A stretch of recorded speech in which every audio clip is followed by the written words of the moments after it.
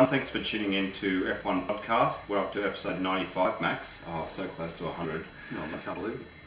As always, you're joined by myself, Pet, and the man sitting next to me, Max. Max, the off-season, I'll tell you what, normally it's pretty quiet, but this year it's been insane. Someone's put a firecracker under the off-season. Yeah. Everything that could happen has happened. It's been mental, mate. I remember, Max, when I was young and naive, and I used to complain that... What, a year ago? Yeah. Sorry.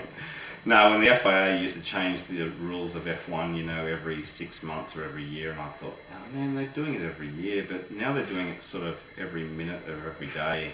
I feel like I need to subscribe to the FIA SMS service and get, you know, the hourly updates with my stock quotes, Max. Mate, I had 8 hours sleep last night, and in that time there were 76 rule changes.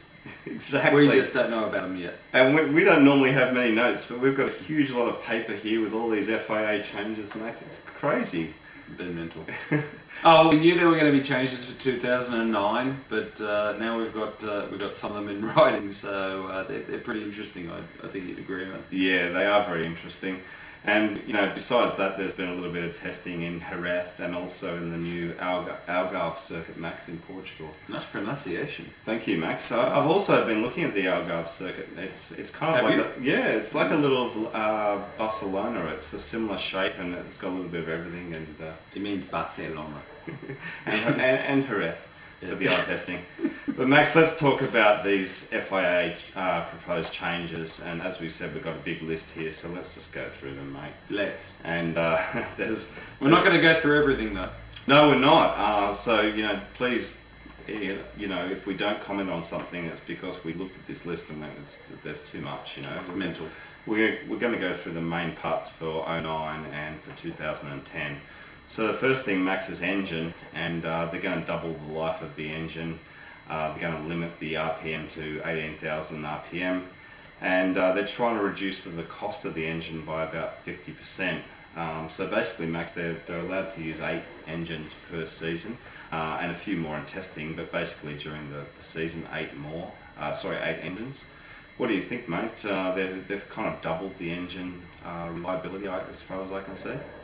They're definitely, you know, looking at doubling the engine life. Of an engine.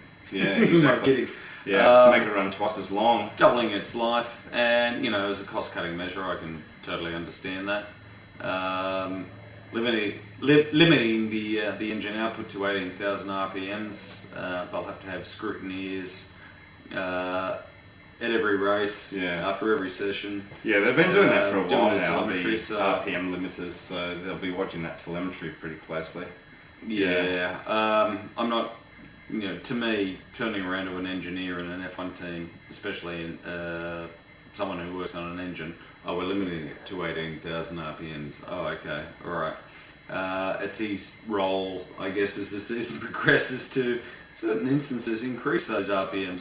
To improve it, yeah, get the RPMs from somewhere. Mate, you know, really they're talking about a 50% reduction in costs, and we've said in previous podcasts that we can see the reason behind this. So, you know, when I saw that they were kind of trying to double the size of the engine life, I wasn't surprised at all. Yeah, it's interesting because some of you guys have said that as far as a team's budget spend is concerned, about 30% of it goes to the engine. Be interesting because the FIA or these rules are saying basically that the cost of an engine is 50% of a team's budget.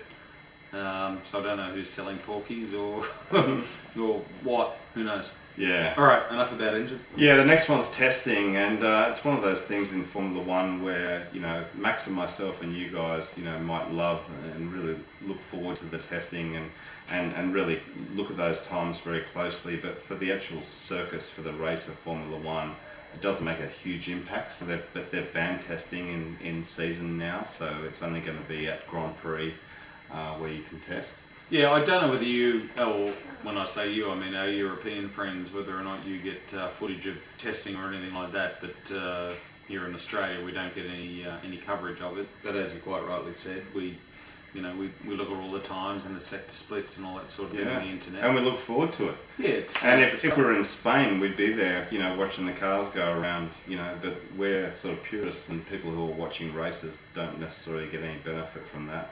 So I can see what they've banned it, Max. Oh, absolutely. I mean, it's a huge cost to every team, their extensive testing throughout the season. No doubt about that. No one here would argue. But I hear through the grapevine that Team Willie are looking at cutting their whole test team loose. I mean, if the regulations state that there's no more testing to be done, but the only testing will be say a Friday of a Grand Prix weekend. Yeah. Why do you need a test? Why do you team need it? Yeah.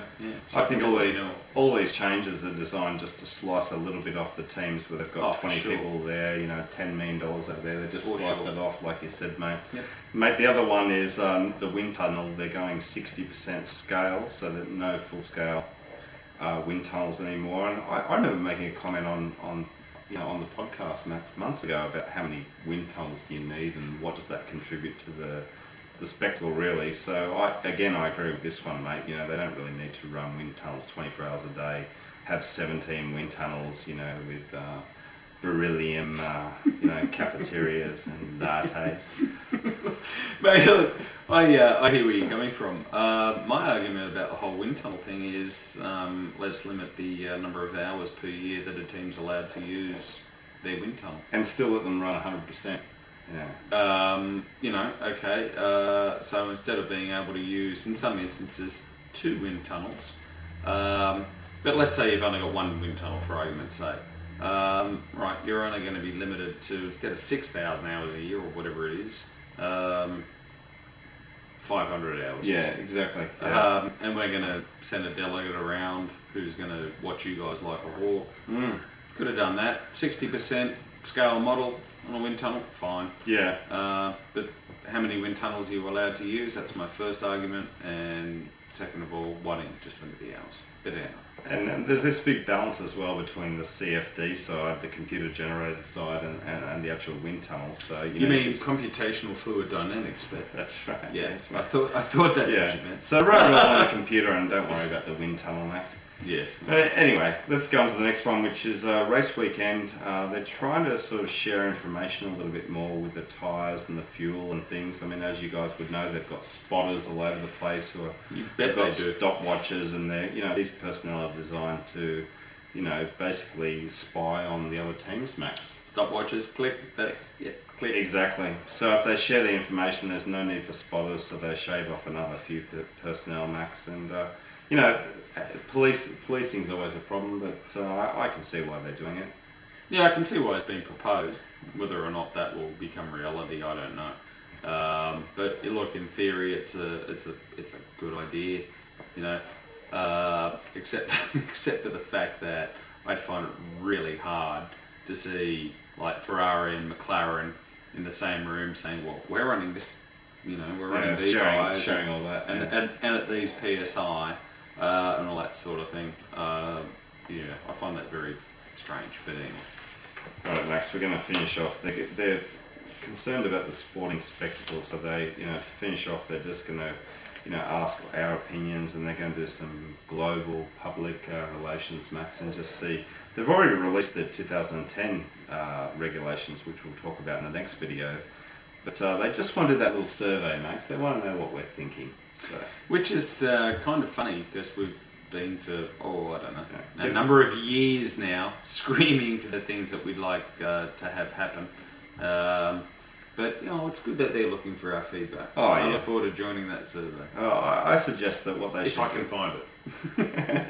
What they should probably do is live in the now, Max, and get on the internet and just see what F1 people are talking about, basically. I mean, it's not that hard to jump on the net for a few days. Launch a questionnaire from the FIA website. And we'll fill it in, yeah. We'll gladly email it back. And if they're fair to come about talking about the fans and getting our opinions, I mean, balls in your court, FIA, by all means, put something out that we can respond to. Alright guys, 2010 regulations video is coming up next. Alright guys, see you later. See you soon, bye.